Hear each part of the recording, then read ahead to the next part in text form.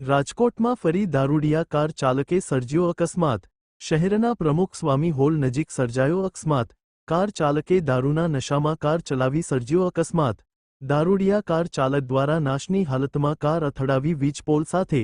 સદનસીબે અકસ્માતમાં કોઈ જાનહાનિ થઈ નથી।